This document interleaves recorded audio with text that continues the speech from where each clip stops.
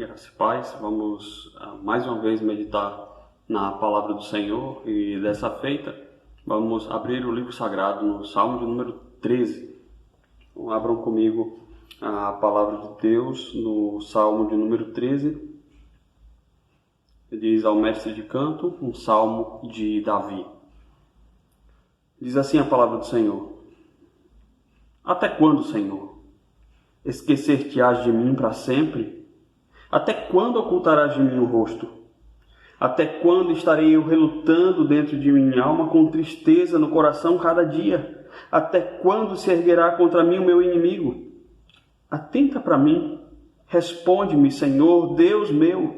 Ilumina-me os olhos para que eu não durma o sono da morte, para que não diga o meu inimigo, prevaleci contra ele, e não se regozijem os meus adversários, vindo eu a vacilar. No tocante a mim, confio na tua graça. Regozije-se o meu coração na tua salvação. Cantarei ao Senhor, porquanto me tem feito muito bem. Amém. Irmãos, vocês já perceberam quanto a nossa percepção do decorrer do tempo varia, ou quanto ela é influenciada pelas circunstâncias das quais nós vivemos? Uma mesma ação com a mesmíssima duração, ela pode para uns ter uma percepção como que algo que acontece numa fração de segundos, num piscar de olhos, mas já para outros a mesma ação, o mesmo tempo, a mesma circunstância pode parecer uma eternidade. Se você é homem, no geral gosta ou acompanha uma partida de futebol, para muitos homens, uma boa partida de futebol, ela passa, apesar de 90 minutos, ela parece durar apenas 15. Se envolve com a emoção do jogo, com os lances, e num piscar de olhos o jogo já acabou. Mas se você é homem e é casado e gosta de assistir futebol, certamente você vai ver que muitas vezes a sua esposa não tem essa mesma percepção. Uma partida de futebol pode durar para ela uma noite inteira. Mas o contrário também acontece. Se você parar para imaginar, por exemplo, como é uma caminhada entre uma galeria de lojas. Para uma mulher, isso aí talvez seja, a percepção do tempo seja encolhida. Ela vê aquilo ali como um tempo que passa em um instante, em um piscar de olhos. Mas para o homem que acompanha carregando bolsas o tempo todo, isso pode durar uma eternidade. Então, às vezes, uma mesma porção de tempo para pessoas diferentes, em situações diferentes, nós temos uma percepção, né, bastante diferente. Mas há uma condição, há uma situação, uma circunstância, a qual, para todos, a percepção do tempo é igual. E esse é o tempo da dor, o tempo da luta, o tempo da nossa aflição. Talvez o tempo que nós estamos vivendo agora de afastamento das pessoas, de afastamento uns dos outros, de não podermos nos ver, de estarmos juntos uns dos outros fisicamente. Para esse tempo, ninguém quer uma prorrogação. Para esse tempo, ninguém quer caminhar um pouco mais. Esse é o momento que, por mais demorado que pareça, nós não devemos desistir. Como no caso do futebol, muitas vezes a mulher abandona o homem e vai dormir, ou o homem deixa de acompanhar a esposa na caminhada e fica esperando no carro. Esse é o tempo de permanecermos firmes e de termos a esperança de que esse tempo que parece não acabar mais, uma hora vai passar. E isso só vai acontecer se durante esse tempo nós depositarmos a nossa confiança no Senhor. Se nós buscarmos o Senhor, porque Ele, muito embora às vezes pareça demorado, pareça tardar, a nossa percepção da chegada de Deus seja de algo bastante distante, certamente Deus nunca falha em seus propósitos, nunca falha em seus planos. A sua palavra, ela nunca é vazia, e assim Ele permanece fiel para sempre. Ele é o Deus da nossa salvação. E assim Davi, nesse salmo, ele nos mostra isso, que mesmo num período de tempo em que o socorro de Deus parecia não mais chegar, em que para ele a morte estava ali às espreitas, o seu inimigo parecia já cantar a vitória, ele pôde esperar no Senhor de maneira confiante, clamando a Ele de maneira constante para dizer no final do salmo: no tocante a mim eu confio na Tua graça. E assim Ele nos vai ensinar, por meio dessa porção da Palavra de Deus, que nós devemos confiar no Senhor, mesmo em meio às longas tribulações. Nós precisamos depositar a nossa confiança no Senhor, mesmo em meio às longas tribulações. Então, a primeira coisa que Davi nos mostra aqui é que, de fato, o tempo da tribulação é um tempo que parece interminável, é um tempo que parece longo, que parece não ter fim. Ele mostra isso nos versos 1 e 2. Vejam, irmãos, esse, como diz a introdução, o que seria o verso 1, né? Quando diz ao mestre de canto, o salmo de Davi é um salmo de Davi, o rei Davi. E mais uma vez, a semelhança de vários outros salmos, nós acabamos muitas vezes no texto não tendo um indicativo adequado do período da vida pelo qual Davi passou ou meditou quando escreveu esse salmo. A semelhança de outros salmos, quando Davi está ali sendo perseguido, aí se imagina lá as perseguições de Saul ou de Absalão, mas aqui fica totalmente difícil de se encontrar qualquer indício. Parece muito mais que Davi quis que esse salmo servisse como um alento para todo o povo de Deus que passa por qualquer tipo de tribulação e que acha então que o Senhor está ali demorado em vir e lhe atender. De qualquer tempo em que a nossa percepção do auxílio de Deus parece estar dilatada, de que Deus custa a chegar. Davi aqui ele progride nesse salmo porque ele vai desse pedido de socorro a um final de extrema confiança na misericórdia, no amor pactual do Senhor para com ele. Então, nesses dois primeiros versos, nós vemos essa angústia de Davi. Nós vemos que o tempo da tribulação parece não acabar mais. Ele, nesses dois primeiros versos, ele repete por 4 vezes a expressão até quando. Veja comigo, ele diz: até quando, Senhor, esquecer-te-ás de mim para sempre? Até quando ocultarás de mim o rosto? Até quando estarei eu relutando dentro de minha alma, com tristeza no coração? Até quando se erguerá contra mim o meu inimigo? Vejam, essa é uma expressão que nos dá esse sentido de urgência e muitas vezes parece até mesmo um clamor desesperado de Davi. Davi estava aqui sem entender porque Deus demorava tanto em atendê-lo. E ele chega a pensar que esse distanciamento do Senhor duraria por todo sempre. Ele diz no final, na parte A do verso 1, ele diz: esquecer-te-á de mim para sempre. Essa demora também ela faz com que Davi pense não apenas que Deus se afastou, que está delongando, mas que talvez ele tenha caído no desfavor de Deus, tenha sido de fato afastado de Deus, porque, vejam, ele diz no final do verso 1, até quando ocultarás de mim o rosto? E essa expressão de ocultar o rosto, ela tem esse sentido de muitas vezes demonstrar desprezo ou desfavor. Vejam comigo, por exemplo, no Salmo 27, o verso 9, quando essa expressão é usada. Salmo 27, verso 9, o salmista diz: não me esconda, Senhor, a tua face.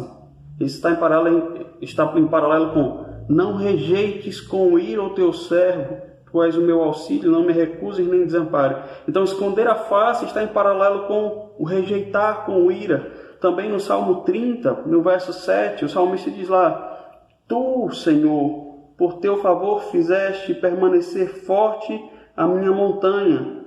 Apenas voltaste o rosto e fugi logo conturbado. Ou seja, o voltar o rosto do Senhor faz com que ele fuja conturbado, com que o seu monte de estabilidade se desampare, seja abalado completamente. Então, Davi, ele mostra nesse lado que a sua tribulação é grande, ele pensa que está só. E ele, no verso 2, ele mostra o que ele vinha fazendo ao perceber o distanciamento de Deus. No verso 2 ele diz: até quando estarei eu relutando dentro em minha alma, com tristeza no coração a cada dia? Até quando se erguerá contra mim o meu inimigo? E veja, esse é um ruminar doloroso dentro do coração de Davi. Ele está ali sofrendo, está lutando dentro de si mesmo, ele está como um mar revolto dentro de si, brigando com por que isso não passa, por que essas coisas não vão embora. E ele se debate. Então, é nesses momentos de desesperança, quando nós pensamos que Deus se esqueceu de nós, muitas vezes nós tentamos voltar o nosso esforço para resolver a situação para dentro de nós mesmos. Mas isso certamente não traz a resposta adequada. Davi vai mostrar no final, a confiança dele permanece no Senhor. Nós fraquejamos quando tentamos correr para dentro de nós mesmos para achar a resposta, o sentimento de segurança dentro de nós mesmos. No Salmo 77, o salmista dá um exemplo disso.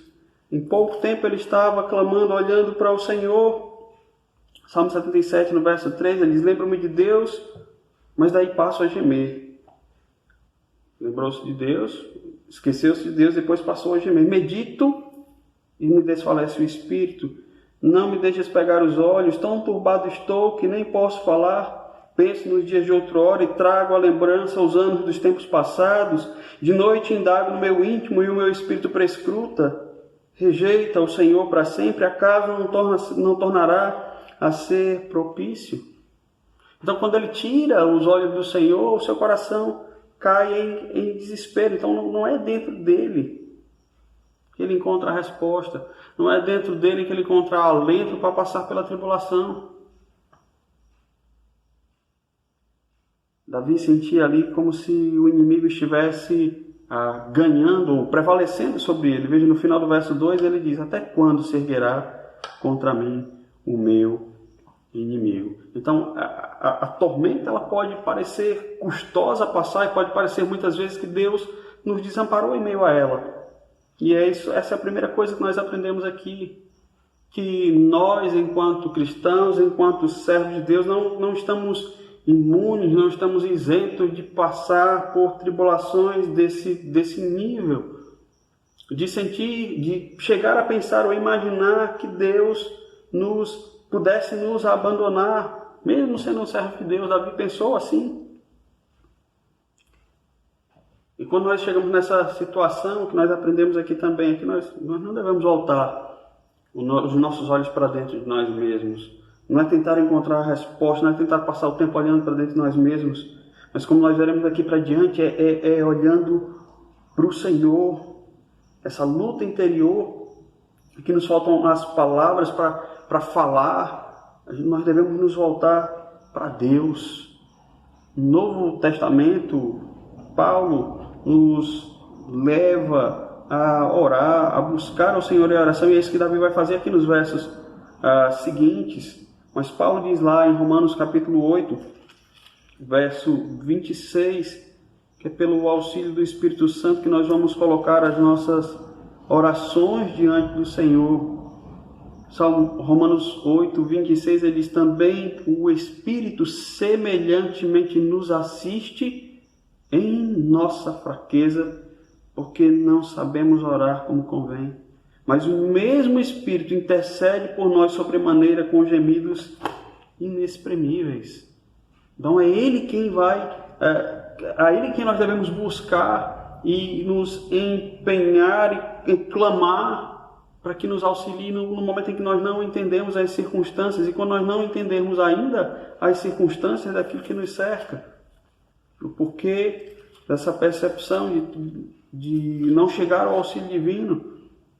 Nós olharmos lá para Romanos, mais uma vez, Romanos capítulo 8, no verso 28, onde o apóstolo Paulo diz: mas nós sabemos que todas as coisas cooperam para o bem daqueles que amam a Deus, daqueles que são chamados segundo o seu propósito. Ainda que pareça demorado, ainda que muitas vezes pareça despropositado, ainda que pareça que Deus não nos escute, nós não devemos parar de orar, porque Deus tem um bom propósito em tudo o que acontece nas nossas vidas. E é assim que Davi continua orando. Veja o verso 3. As nossas orações elas não podem cessar. Davi clama no verso 3, ele diz: atenta para mim, responde-me, Senhor, Deus meu, ilumina-me os olhos para que eu não durma o sono da morte. Veja que Davi ele não perde a confiança, ele chama o Senhor, do Deus da aliança, de o seu Deus. Ele não é o Deus que está distante, mas ele é meu Deus, o Deus que está comigo, o Deus que fez uma aliança com Davi, que aparentemente estava com os olhos, com o rosto virado para o outro lado. Então ele clama: atenta para mim, olha para mim, Senhor. E nesse clamor nós pedimos: Senhor, ilumina os nossos olhos, para que nós não venhamos a dormir o sono da morte. Aqui o iluminar dos olhos é pedir o entendimento, ter o discernimento da situação em que nós vivemos. Nós vemos em vários salmos, Salmo 19, verso 8, Salmo 119, verso 5, essa figura dos olhos abertos para poder contemplar aquilo que Deus quer nos mostrar. Do Salmo 119, verso 105, ele diz: lâmpada para os meus pés é a tua palavra e luz para os meus caminhos. Estamos pedindo então que Deus abra os nossos olhos para termos discernimento por meio da sua palavra, para que possamos continuar caminhando e não caminhemos assim para a morte. Mesmo assim, veja a figura de dor e urgência, né? Está nesse clamor de Davi. Ele diz: ilumina os meus olhos, para que eu não durma o sono da morte. No verso 4, ele continua, ele diz: para que não diga o meu inimigo, prevaleci contra ele, e não se regozijem os meus adversários, vindo eu a vacilar. Então, o pedido aqui é para que, mais uma vez, o inimigo não prevaleça de maneira final, para que no fim das contas ele não seja abalado, para que ele não seja derrotado. Esse clamor ele não pode ser voltado para outro que não para o Deus da aliança, o Deus que nos sustenta em meio às tribulações, em meio a esse longo período de dor em que nós passamos. Nós, como povo de Deus, podemos até nos sentir abandonados em nossas aflições, mas lembre-se que esse abandono ele nunca é total. Esse abandono ele nunca é final. Não vai durar para sempre. Nós somos ensinados no Novo Testamento pelo próprio Senhor Jesus, lá em Mateus capítulo 11, os versos 28 a 30, onde ele diz, Mateus 11, 28 ao 30, vinde a mim todos os que estáis cansados e sobrecarregados, e eu vos aliviarei. Tomai sobre vós o meu jugo e aprendei de mim, porque sou manso e humilde de coração, e achareis descanso para a vossa alma, porque o meu jugo é suave e o meu fardo é leve. Ele caminha conosco em nossas aflições. É melhor lançar sobre ele as nossas aflições, os nossos fardos, do que tentar encontrar a solução sozinho. A demora em responder não significa que ele nos rejeita, não significa que nós somos desamparados. Vejam, irmãos, esse clamor do até quando, ele não é só nosso, lógico, ele é do homem, mas até o próprio Senhor Jesus teve que falar uma vez ao Pai: até quando? Veja, por exemplo, em Mateus, no capítulo 17, dos versos 17 ao 19, Mateus, capítulo 17, os versos 17 e 18, diz assim, o contexto, os homens reclamando ainda, tendo incredulidade, dizendo que Jesus expelia demônios pelo poder de Beelzebul. Mateus 17, Jesus exclama: ó geração incrédula e perversa, até quando estarei convosco? Até quando vos sofrerei? Trazei-me aqui um menino. E Jesus repreendeu o demônio, e este saiu do menino, e desde aquela hora ficou curado. Então, o Senhor Jesus sofreu também enquanto caminhava aqui com a gente, tendo que suportar não só a constante intervenção do mal nesse mundo sobre aqueles que eram seus, os que ele buscava salvar, mas também com a nossa incredulidade. Mas ainda assim, o próprio Senhor Jesus Cristo, quando perguntou até quando esse sofrimento dele perduraria, ele permaneceu firme, porque ele, como Filho de Deus, ele é aquele que foi enviado para nos salvar de maneira final, e ele é firme no propósito ao qual o Pai lhe deu. A sua comida era fazer a vontade do Pai. Na profecia do profeta Isaías, capítulo 42, o verso 4, o profeta falando acerca do Messias que havia de vir, o Senhor Jesus, ele diz no verso 4 que ele não desanimará, nem se quebrará, até que ponha na terra o direito, e as terras do mar aguardarão a sua doutrina. Ou seja, ele permaneceria firme no propósito de cumprir aquilo que lhe foi dado, que era salvar as nossas vidas. Então, quanto maior a tristeza, mais ele não abandonava a sua missão, mas ele se voltava ao Pai em oração, e agora ele continua ainda intercedendo a Deus, o Pai, por nós. E assim nós também devemos, nesse tempo de aflição, nesse tempo de angústia, não deixar de lado o Senhor, não nos voltarmos para nós mesmos, mas nos voltarmos para o Senhor, sabendo que Ele cuida de nós, que Ele pediu para que lançássemos sobre Ele os nossos fardos, sabendo que Ele olha para nós, que Ele nos responde, que Ele nos abre os olhos. Essa deve ser, então, a nossa confiança, a confiança que nunca deve ser abalada. Então, depois de Davi olhar para o Senhor e dizer: Senhor, atenta para mim e me responde para que os meus inimigos não prevaleçam contra mim, ele termina o Salmo com os dois últimos versos, os versos 5 e 6, mostrando aí a sua plena confiança no Deus da aliança, no Deus do pacto, apesar da circunstância, apesar dos seus adversários estarem ali à sua espreita. Ele diz no verso 5 assim: no tocante a mim, confio na tua graça, regozije-se o meu coração na sua salvação. Ele termina então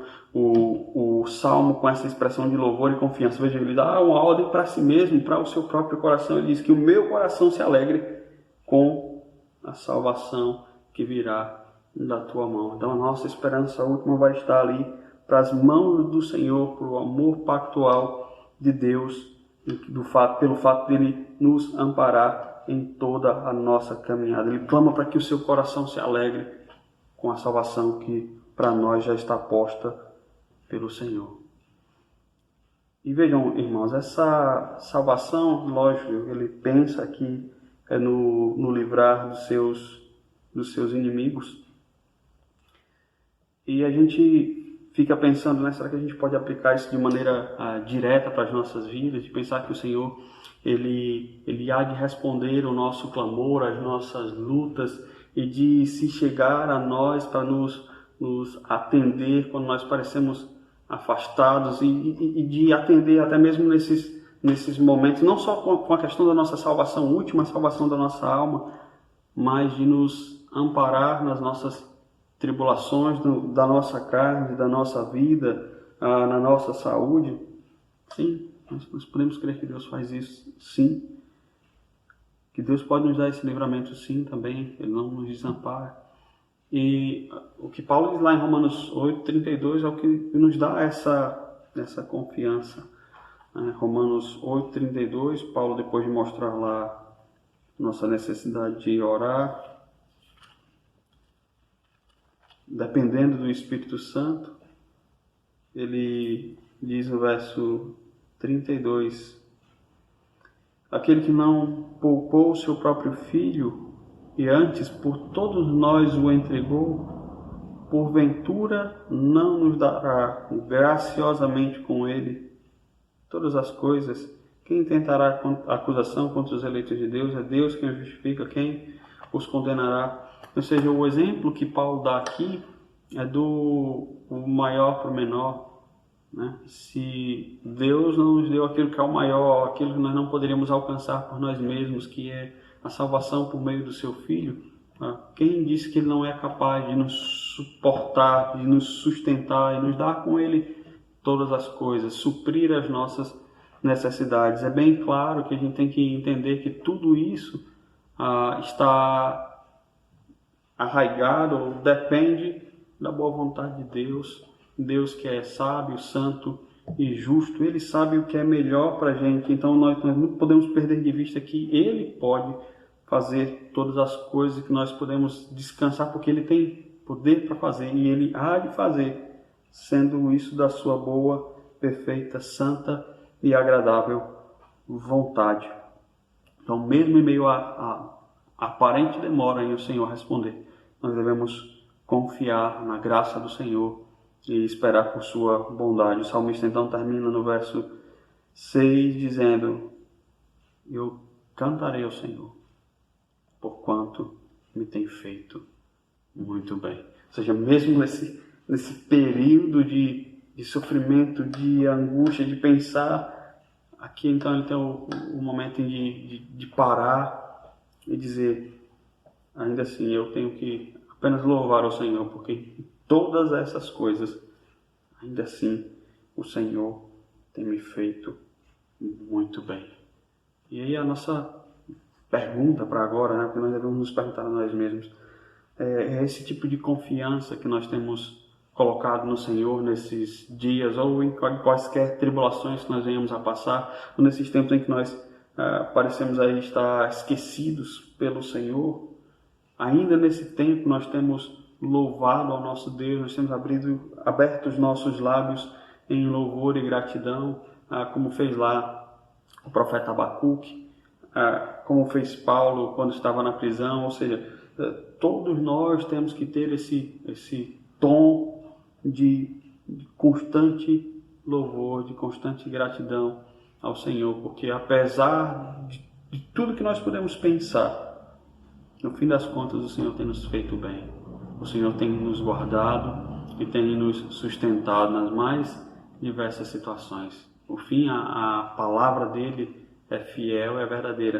Ele está conosco todos os dias até a consumação dos séculos. Nós precisamos crer nisso. Precisamos crer que mesmo em meio ao tempo das longas tribulações, é ao Senhor que nós devemos correr. É o Senhor quem pode nos ajudar. É nele que nós devemos depositar a nossa confiança, nos afastando de nós mesmos, nos afastando do nosso próprio coração, de nos entregar ao nosso interior e buscar o Senhor, que é bondoso e misericordioso para nos suprir em toda e qualquer circunstância. Que Deus anime assim então o nosso coração, de vermos aí como Davi passou pelo seu tempo de tribulação, como ele respondeu com fé a esse momento, como ele orou ao Senhor, como ele pediu a Deus que lhe abrisse os olhos, que lhe desse o discernimento para que ele pudesse ver as coisas de maneira adequada e assim rendeu graças ao Senhor. Que possamos assim também render graças